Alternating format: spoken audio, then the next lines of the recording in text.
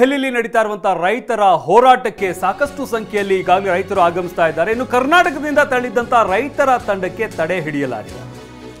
ಭೋಪಾಲ್ನಿಂದ ಉಜ್ಜಯಿನಿಗೆ ಕರೆದೊಯ್ದಂತಹ ಪೊಲೀಸರು ಭೋಪಾಲ್ನಲ್ಲಿ ರೈತರನ್ನ ತಡೆ ಹಿಡಿದಿದ್ದಾರೆ. ಅಲ್ಲಿಂದ ಉಜ್ಜಯಿನಿಗೆ ಕರ್ಕೊಂಡು ಹೋಗಿದ್ದಾರೆ. ರೈಲಿನಲ್ಲಿ ರೈತರನ್ನ ಕರೆದೊಯ್ದ ಭೋಪಾಲ್ ಪೊಲೀಸರು ಇವತ್ತು ಮುಂಜಾನೆ ಉಜ್ಜಯಿನಿಗೆ ಕರ್ಕೊಂಡು ಹೋಗಿದ್ದಾರೆ ಪೊಲೀಸರು. ಕರ್ನಾಟಕದಿಂದ ಹೋಗ್ತಾ ಇದ್ದಂತಹ ರೈತರು, ಹುಬ್ಬಳ್ಳಿಯ 16 ರೈತರು ಸೇರಿದಂತೆ ಒಟ್ಟು 70 ರೈತರನ್ನ ಉಜ್ಜಯಿನಿಗೆ ಕರ್ಕೊಂಡು ಹೋಗಲಾಗಿದೆ. 2 ಬೋಗಿಗಳಲ್ಲಿ ರೈತರನ್ನ ಪೊಲೀಸರು ಕರ್ಕೊಂಡು ಹೋಗಿದ್ದಾರೆ. ಕರ್ನಾಟಕದಿಂದ ಹೋಗ್ತಾ ಇದ್ದಂತಹ ರೈತರು, ಕರ್ನಾಟಕದಿಂದ ತೆರಳಿದಂತಹ ರೈತರ ತಂಡಕ್ಕೆ ಪೊಲೀಸರು ತಡೆ ನೀಡಿದ್ದಾರೆ. ಇದ್ರ ಜೊತೆಗೆ ವಶಕ್ಕೆ ಕೂಡ ಪಡ್ಕೊಂಡಿದ್ದಾರೆ. ಪೊಲೀಸ್ ವ್ಯವಸ್ಥೆ ನಮಗೆ ಸರಿಯಾದಂತ ಊಟ ಮಾಡಿಲ್ಲ. ಬೆಳಿಗ್ಗೆಲಿಂದ ಇಲ್ಲಿ ಶುಗರ್ ಪೇಷಂಟ್ ಮತ್ತು ಮಹಿಳಾ ಮನೆಗಳು ಇಲ್ಲಿ ಇರ್ತಾರೆ, ಊಟ ಇಲ್ಲ. ಇದೆಲ್ಲ ಪೊಲೀಸರು ಮಾತ್ರ ಊಟ ಆಗ್ತಾ ಇಲ್ಲ. ಇದಕ್ಕಾಗಿ ನಮ್ಮ ಕರ್ನಾಟಕದ ರೈತ ಬಾಂಧವರು ಅಲ್ಲಿನ ಸರ್ಕಾರ ಈ ಒಂದು ಸರ್ಕಾರಕ್ಕೆ ಮಾತಾಡಿ ಕುರುಬೂರು ಶಾಂತಕುಮಾರ್ ನಮ್ಮ ಜೊತೆ ಮಾತನಾಡ್ತಾ ಇದ್ರು. ಕುರುಬೂರು ಶಾಂತಕುಮಾರ್ ಅವರೇ, ಈಗ ಕರ್ನಾಟಕದಿಂದ ಸುಮಾರು ಎಷ್ಟು ರೈತರು ಹೊರಟಿದ್ರಿ, ಎಷ್ಟು ಜನರನ್ನ ಬಂಧಿಸಲಾಗಿದೆ? ಯಾಕಂದ್ರೆ ಉಜ್ಜಯಿನಿಗೂ ಕೂಡ ಒಂದಷ್ಟು. ನಿಮ್ಮ ಉಬ್ಬಿದ ರಕ್ತನಾಳಗಳ ಸಮಸ್ಯೆಗೆ ಎವಿಸ್ ಆಸ್ಪತ್ರೆಯಲ್ಲಿ ಕೇವಲ 30 ನಿಮಿಷದ ಲೇಸರ್ ಚಿಕಿತ್ಸೆಯೊಂದಿಗೆ ಮುಕ್ತಿ ಹೊಂದಬಹುದು. ಹೆಚ್ಚಿನ ವಿವರಗಳಿಗಾಗಿ ಸಂಪರ್ಕಿಸಿ 8088837300. ಮಂದಿಯನ್ನ ಶಿಫ್ಟ್ ಮಾಡಿದ್ದಾರೆ ಅಂತ ಈಗ ಅವ್ರು ವಿಡಿಯೋಗಳನ್ನ ಕೂಡ ಮಾಡ್ತಿದ್ದಾರೆ, ತಿಳಿಸ್ತಾ ಇದ್ದಾರೆ, ರೀತಿ ನಮ್ಮನ್ನ ಕರ್ಕೊಂಡು ಹೋಗ್ಲಾಗ್ತಿದೆ ಅಂತ.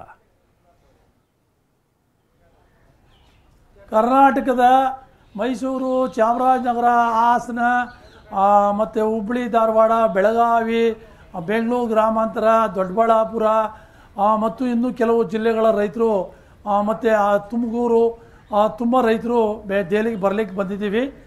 ಕೆಲವೊಂದು ಕಡೆ ಬೇರೆ ಬೇರೆ ಕಡೆ ಜಾಮ್ ಆಗಿದ್ದಾರೆ. ಅದರಲ್ಲಿ 70 ರೈತರನ್ನು ಭೋಪಾಲ್ನಲ್ಲಿ ಬಂಧನ ಮಾಡಿ ಭೋಪಾಲಿಂದ ಇವತ್ತು ಬೆಳಗ್ಗೆ ಉಜ್ಜಯಿನಿ ಕರ್ಕೊಂಡು ಹೋಗಿದ್ದಾರೆ. ಉಜ್ಜಯಿನಿಯಲ್ಲಿ ಇಳಿದಿದ್ದಾರೆ. ಉಜ್ಜಯಿನಿಯಲ್ಲಿರ್ತಕ್ಕಂಥ ಕೆಲವೊಂದು ಸ್ಥಳೀಯವಾದ ಕಾರ್ಯಕರ್ತರು ನಾವು ರೈತರಿಗೆ ಸೇವೆ ಮಾಡ್ತೀವಿ ಅಂತ ಬಂದಾಗ ಪೊಲೀಸ್ನವರು ಅವ್ರಿಗೆ ಅವಕಾಶ ಕೊಟ್ಟಿಲ್ಲ. ಈಗ ನಾವೇ ಪೊಲೀಸ್ನವರು ಎಲ್ಲವನ್ನು ವ್ಯವಸ್ಥೆ ಮಾಡ್ತಾ ಇದ್ದೀವಿ ಅಂತ ಹೇಳ್ತಾ ಇದ್ದಾರೆ. ಅವ್ರಿಗೆ ಒಬ್ಬರಿಗೆ ಗದ್ದಲ ಆಗ್ತಾ ಇದೆ ಅಂತ ನನಗೆ ಅಲ್ಲಿಂದ ಮಾಹಿತಿ ಬಂತು.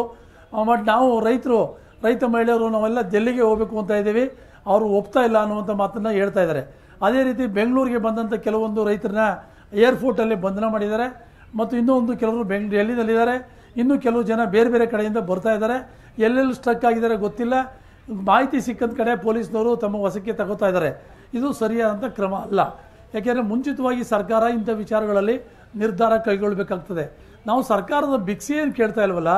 ಈ ದೇಶದ ಬೆನ್ನೆಲುಬು ಅಂತಿದ್ದೀರಿ ಸರ್ಕಾರ, ಈ ದೇಶದ ರಕ್ಷಕರು ಅಂತೀರಿ. ಈ ದೇಶದ 140 ಕೋಟಿ ಜನರಿಗೆ ಆಹಾರ ಕೊಡ್ತೀವಿ ನಾವು. ಬೆಳೆದು ಕೊಟ್ಟಂಥ ಆಹಾರಕ್ಕೆ ನ್ಯಾಯಯುತವಾದ ಬೆಲೆ ಕೊಡಿ ಅಂತ ಕೇಳೋದು ತಪ್ಪ?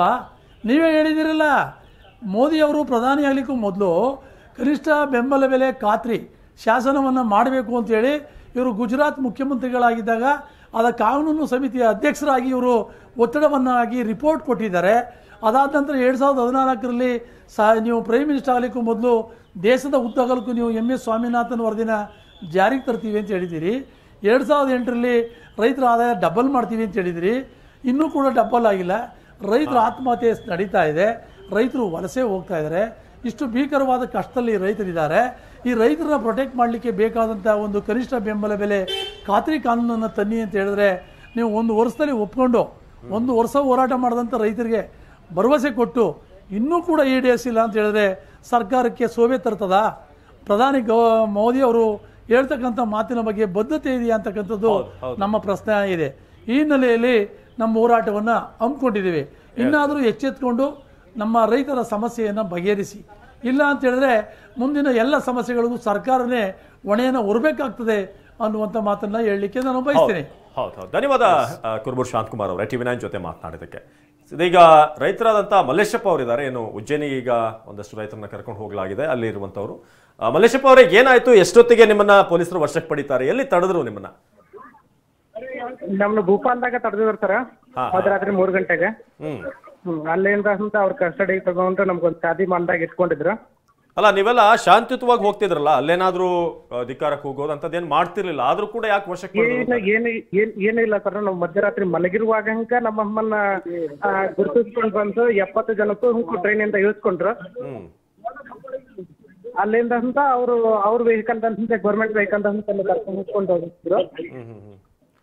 ನೀವು ಕೇಳಿಲ್ವಾ ಯಾಕೆ ಬಂಧಿಸ್ತಾ ಇದೀರಿ, ಯಾಕೆ, ಏನು ಅಂತ, ಕಾರಣ ಏನು ಅಂತ? ಇಲ್ಲ, ಏನು ಹೇಳಿಲ್ಲ, ಯಾಕೆ ಏನು ಎಂತ ಹೇಳಿಲ್ಲ. ಓಕೆ, ಧನ್ಯವಾದ ಮಲ್ಲೇಶಪ್ಪ ಅವರೇ, ಟಿವಿ9 ಜೊತೆ ಮಾತನಾಡೋಕ್ಕೆ ಧನ್ಯವಾದ.